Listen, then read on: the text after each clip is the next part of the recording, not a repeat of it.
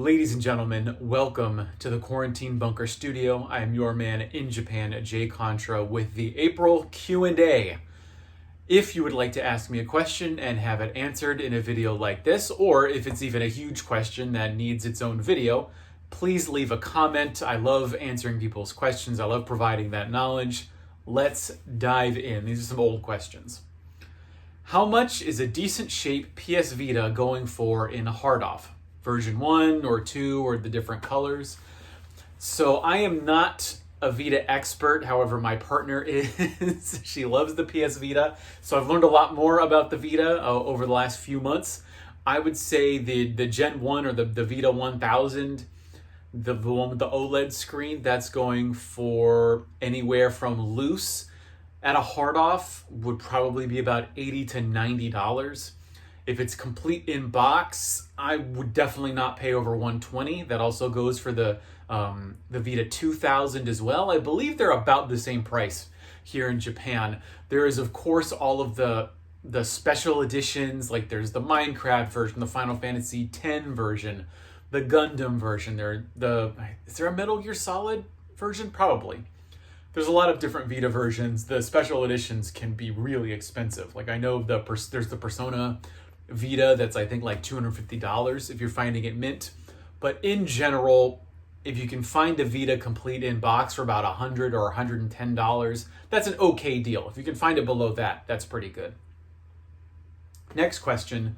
I want a Japanese PS2 Slim White. Where's the cheapest site or place to try to get it that won't rip me off? I watch these and it's maddening how reasonably priced everything is. Thanks. So the PlayStation 2 has really gone up in price within the last 1 to 2 years. That goes also for the games as well, but the systems, especially the slim ones, are really coveted. The problem you're going to find with the white, really any white video game console, but specifically the white PS2 and the slim version at that, is it's going to very easily yellow. I think it's something to do with the oxidization of the plastic or some kind of fire retardant. Just something in the material makes it often go from a nice Grecian white to kind of a yellow or even orangey in some cases kind of plastic. That means you're going to be paying a premium for a really good quality white PlayStation 2. Generally, PlayStation 2s, the slim versions, low end $80 complete. If you're looking high end, the white ones, I know the red ones tend to be the most expensive. I've seen pink ones go for $150. A white one's going to cost you anywhere from $100 to $130 on the lower end, I would say. The best places you're going to find it, if you're in Akihabara, I would say Trader will probably have good deals on it. Sudagaya might have it. I definitely would not buy it from Mandarake. That's where it's going to be the most expensive, and especially if you're finding it in mint condition. Otherwise, HeartOff is a good bet. The white ones actually, I think, were pretty popular in Japan, so they're not super rare, but they'll just be hard to find simply because the white one is the one that people want. Like I have a white slim PS2. Okay, next question. I've been buying some Super Famicom games locally here in Canada from people selling them on a marketplace. It seems like it's much more common to find Super Famicom games complete in box than it is with American SNES games. In fact, I think of the 25 Super Famicom games that I currently own, all but 2 or 3 come complete in box. Is it a cultural thing with Japanese gamers to keep their games immaculate, or have I just been exceedingly lucky with my purchases? So I can tell you from experience in Japan, when I first came here 8 years ago, there was almost no difference in price between a game that came complete in box and its loose version. Like for example, like when I came, I bought Super Smash Brothers for $25, complete in box, and at the same store you could buy Super Smash Brothers loose for like any $20 to $22, I think it was. It was a while ago. But that was just as the video game collecting boom started. And very quickly, like now, there's a huge price differential. Not so much for N64 games because there's not really huge demand there, but for just the games in general, the box price is really, really, most of the time, going to be way more expensive than the loose price. I think what happened was back in the day, yeah, people would, for whatever reason in Japan, be it a cultural thing, I think it has more to do. I thought it was the case that you want to keep generally. So generally it's the case in Japan that there's a huge secondary market because buying something new is very expensive in Japan compared to America or even Europe. So in Japan, what happened, you had this used culture come around where people would keep their things in really good condition because the expectation was they would sell it when they wanted to like upgrade. So, if you had a vacuum cleaner, you really wanted it to keep it in good condition because for one, it would last a really long time. But for two, when you sold it, you wanted it to be in immaculate condition so you get the highest price for it when you traded it into a store. But I think with video games, I think that transferred over to video games only like the mindset because video games really didn't ever until the last 5-10 years really start to go up in price. So people would just have that mentality for video games, even though there wasn't that big of a difference between trading in a cartridge game and a complete in-box game. A little bit of a difference, so maybe that was enough of a difference for people to keep their games in really good condition. But you don't find, but really now in Japan, maybe it's because all of the complete in-box games got sucked up out of Japan and got shipped abroad. Maybe that's why you're finding most games complete in box. Now that I think about it, in my experience, I've only ever seen like loose Japanese games outside of Japan. So, your situation is just going to be different depending on what you find. But yeah, generally in Japan, compared to America at the very least, yes, more people kept their games in the boxes here than proportionally people kept their games in North America. So next question, are you able to return stuff at HeartOff? So when you buy something from HeartOff, if you're buying a normal item, we're going to leave the junk for the second part of this. If you're buying a regular item from HeartOff, it will come with some kind of warranty. And it depends, and they will tell you. It could be 7 days, it could be 30 days, or it could be 90 days.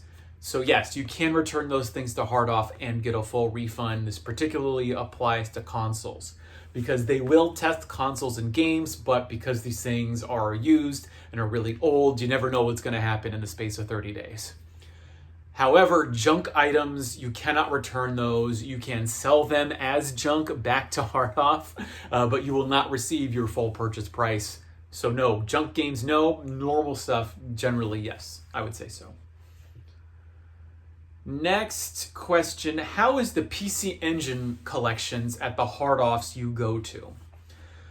So every HeartOff is going to be different. At the place I used to live in Oita on Kyushu, for some reason they had a lot of PC Engine stuff. It was kind of a little bit higher priced, which is why they probably still had all of that stuff.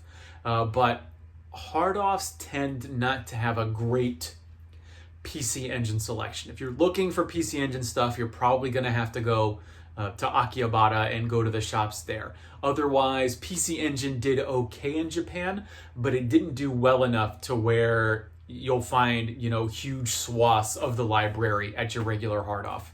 That's, of course, my situation was I lived in the countryside of Japan, so, you're not going to find much of anything. Whereas if you go to the HeartOffs around Tokyo, you might find some more stuff there. You will find stuff, but just don't expect a lot, at least in my experience. Next question. Do you know where I can find a Sega Saturn and a limited edition Kingdom Hearts Chain of Memories Game Boy Advance in Tokyo? Very specific. Like Shinjuku or Shibuya or even Akihabara. I really want to play Sonic Jam for Sega Saturn. So for a Sega Saturn specifically, you'll find Sega Saturns pretty much everywhere. I probably should have bought it, but I was at a book off in Omori, which is a train station in Tokyo. They had a complete in-box the Model 2 Sega Saturn for $20. It's absolutely insane. I should have bought it. I didn't because I can't remember if I have it in the box or not. Generally, that's very cheap. Sega Saturns have recently gone up a little bit in price. I would say in Akihabara at Trader, you could probably find a loose Sega Saturn for 5,000 yen, probably complete in box for 6,000 yen. Or maybe I think I've seen it going for 8,000 yen some other places. I would probably just go to a HeartOff, where in the Tokyo area, HeartOffs will have Sega Saturns I wouldn't pay over 5,000 yen, $50 for a Sega Saturn at a HeartOff, either loose or boxed. If you're talking about Shinjuku or Shibuya specifically, Shinjuku has not only a book off, which has a little bit of retro stuff. You're not going to find a Saturn there, but I would go to the Surugaya in Shinjuku. Has a lot of stuff. They'll have a Sega Saturn. You'll be able to find it there. As for the limited edition Kingdom Hearts Chain of Memories Game Boy Advance, that's going to be a doozy because that is really, really expensive. Game Boy Advance SPs have become really expensive, and the limited edition ones even more so, to the point where I would probably guess that Kingdom Hearts DS is probably going to be $150 plus, and you're probably only going to find that in Akihabara. You'd be really, really lucky to find it anywhere else. Next question. I don't really speak Japanese, so I was wondering if I wanted to get something from the locker, how do I ask the staff to help me out? Do they know some English? So even in Akihabara, they might have a limited knowledge of English, but from the conversations that I've heard, not really. If you're especially out in the countryside, absolutely no way. I've only met one person ever at a HeartOff that has spoken English. But generally what you just need to do is when you want to get something out of the showcase, just go up to the register, go up to the front counter, or get someone who's walking around, get one of the clerks, and just be like showcase please, or like showcase onegaishimasu. Like, they know what showcase, the Japanese for showcase is showcase. They'll know what you want. They have to deal with foreigners all the time. They'll know what you need. But this is also true of HeartOffs. Just say showcase, they'll take you there. Just say please and thank you. You'll be all right. Next question. Have you seen any of the sample ROM Super Famicom games out there? Curious as to what they're going for on home turf. Now, this is actually very interesting because I just shot the Trader Showcase video where I saw they had... All right, so just some background. The sample ROMs, maybe they did this for other games, but the ones that I believe this question are referring to are the Square sample ROMs that were put out in the early to mid-90s. I don't know how people got these. I don't know if this was from a contest or you could purchase these, or no, these because they say not for sale on them, or they might have been review copies. I'm not sure, but I've seen them for Chrono Trigger, Romancing Saga 3, and Seiken Densetsu 3, Trials of Mana. I can actually just tell you the price on Romancing Saga 3, the price I saw at Trader was $150. It was 14,900 yen. For Trials of Mana, Seiken Densetsu 3, the sample ROM was $300. It was about 30,000 yen. So these are sample ROMs in that they are a cartridge that Square put on like the first hour of the game or something. It's like a little cross section of the game that you can play, and it was released before the full game came out. And I've seen them every once in a while. They're not exquisitely rare. They're extremely, extremely uncommon. You don't usually see them outside of Tokyo. At least I haven't. So next question. Oh yeah, okay. So here I finally got to recording people's names. Raging Pug asks, how much do you think a Wii U would be at HeartOff in yen? So Wii U is absolutely at the bottom of the console sort of collecting life cycle. So there's a couple different ways you can pick up a Wii U in Japan. If I was at HeartOff and I was looking at one that was loose, I would not spend over 7,000 yen for a complete Wii U. I'm talking the power cables for both the pad, which is proprietary, and the console itself. So console, pad, AC adapters for both, And no, it wouldn't come with a controller, but probably it needs the HDMI cable. So sort of complete loose system. Don't pay over 7,000 or 8,000 yen, so $70 or $80. Complete, I would certainly not pay anywhere over 10,000 or 11,000 yen. So no more over $100 or $110. Now the thing is actually at HeartOff, you're not going to save that much more money than if you went to say Gayo. So Gayo is sort of like Japan's like Blockbuster, Barnes or Borders and GameStop. So it's got a lot of longevity to it, I'm sure. It's sort of those stores rolled up all in one. And they are slashing the prices on Wii U's because they just want to get them out of there. I've seen them go for as cheap as 5,000 or 6,000 yen. And they were missing a few things. But it wasn't that expensive to find those missing accessories. So you you can even go to, again, I'll mention it, Trader. You can go to pretty much any shop in Akihabara or in the greater Tokyo area, and you'll find it for about the same price as you would find it at a HeartOff in the boonies. So Wii U, this is a really good time to buy. Asks, you never seem to cover DS in Japan. Not a handheld fan? So I have actually very recently gotten in or back into the DS. I was never really that much into the DS when it was out. I played a couple of the Pokemon games for it. And for some reason, I didn't like the dual screen aspect of it. I've gotten back into it. I played all the Castlevania games, loved it. And now that there's lots of DS games that are really, really cheap. This is much like the Wii U. You do see some rare games for the DS start to pop up. There's a couple of shooters for the DS. I know like Metal Slug 7 is really expensive. It's probably like $150 now, but there aren't that many expensive games for the DS yet. I bet that's going to change as the nostalgia kicks in over the next couple of years. And the DS, I think, is unique also for a couple of reasons, because it's got that clamshell design and it was targeted mostly at children. I bet you anything, you see DS Lites now actually becoming really, really expensive. You couldn't give away DS Lites a couple of years ago for like 2,000, 3,000 yen. Now they're going like 6,000. They're going like $60 plus for a decent condition DS Lite. And I bet that's just because there really aren't really any good like mint grade condition DSs out there. From my perspective, I just haven't covered it on this channel because I don't know that much about it, and I've only recently gotten back into it. So that's just the reason why I don't talk about it that much. There are a lot of cool games that I'd like to play for it. There's a bunch of RPGs. I'd love to play the Dragon Quests that came out for it.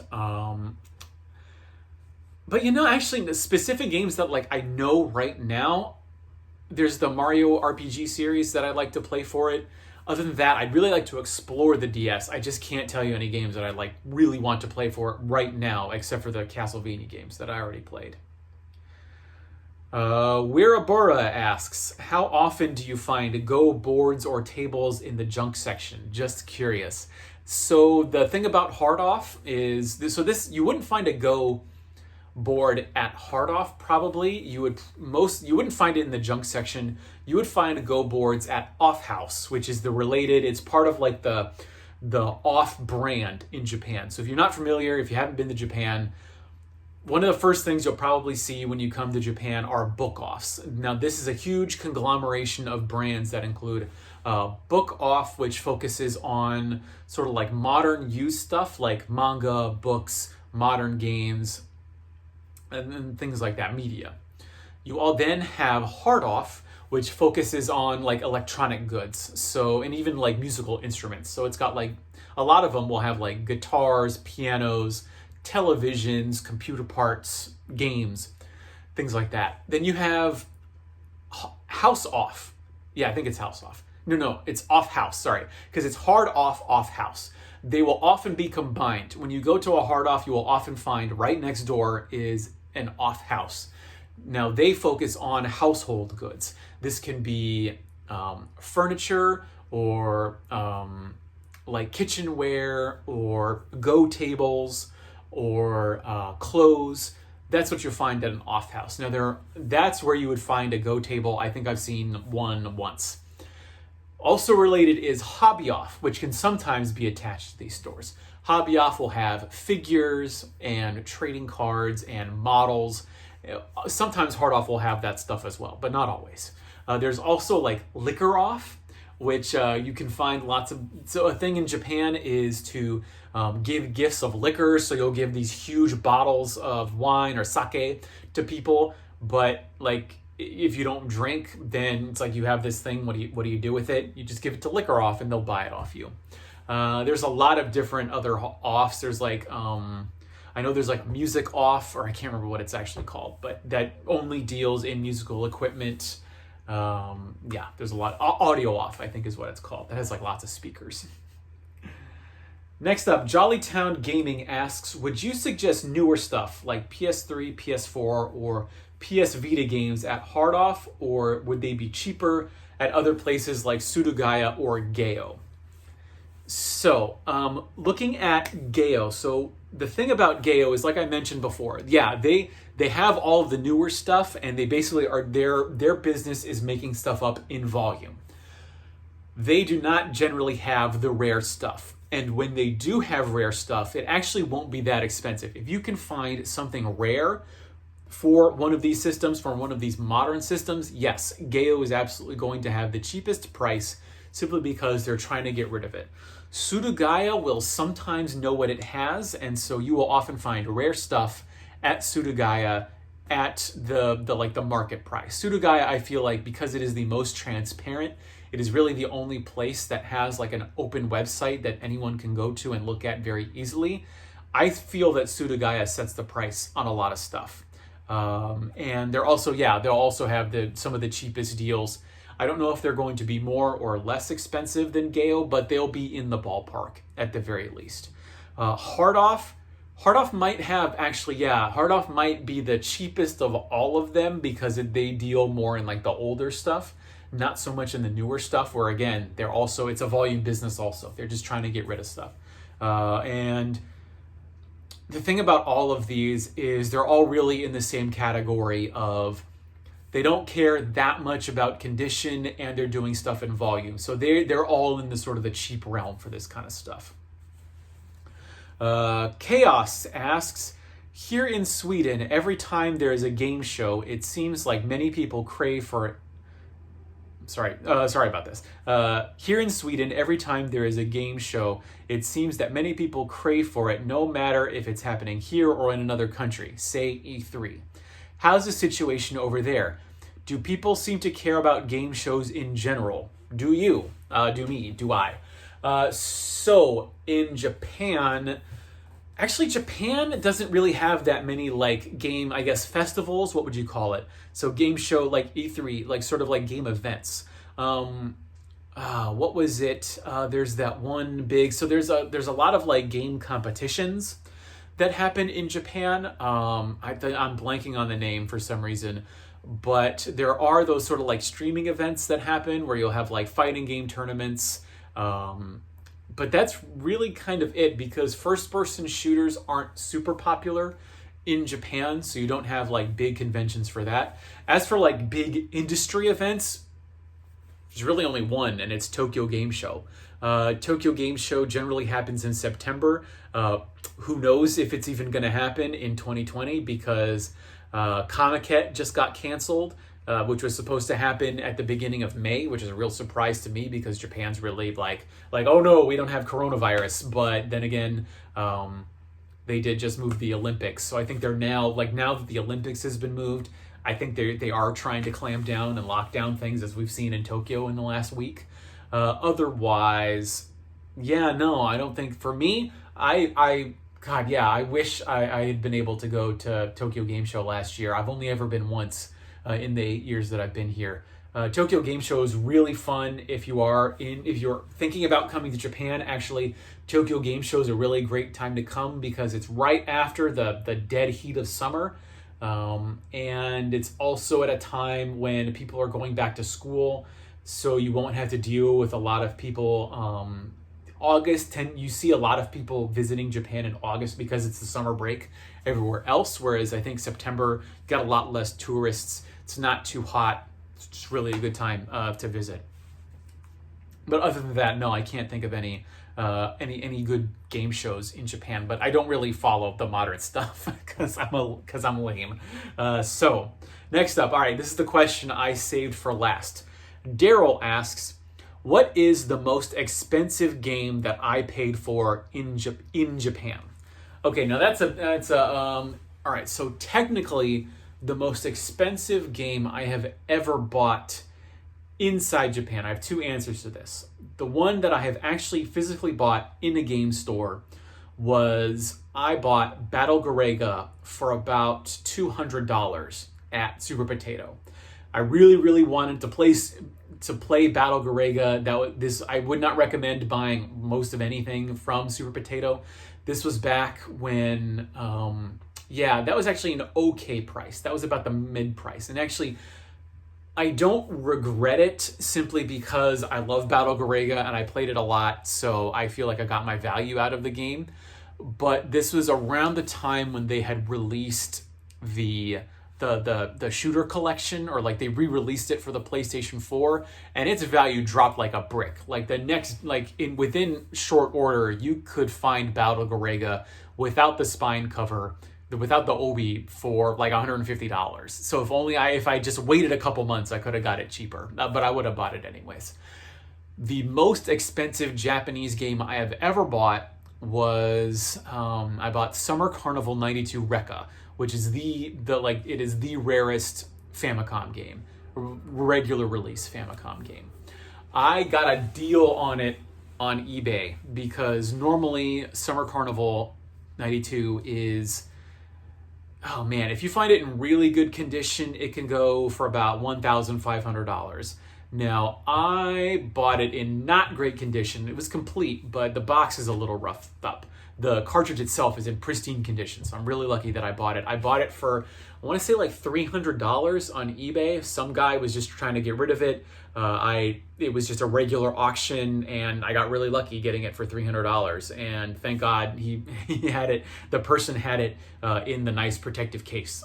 So that is the most I have spent on a Japanese video game, at the very least. But those, I've never spent anything. Those are the only two like super expensive games that I have. Everything else that I have, I've never really spent more than like $100 on a video game. So thank you very much for your questions. That's all the questions that I had for this particular video. I'm trying to do this once a month, so please leave your questions on this video. You can also leave them on other videos. I'll be collecting all of these and making a Q&A video every month just because I actually enjoy making them, and I enjoy sharing the little knowledge that I do have with everyone who watches this channel. So that's it for this video. Thanks for watching. See you next time. Stay safe, and mahalo.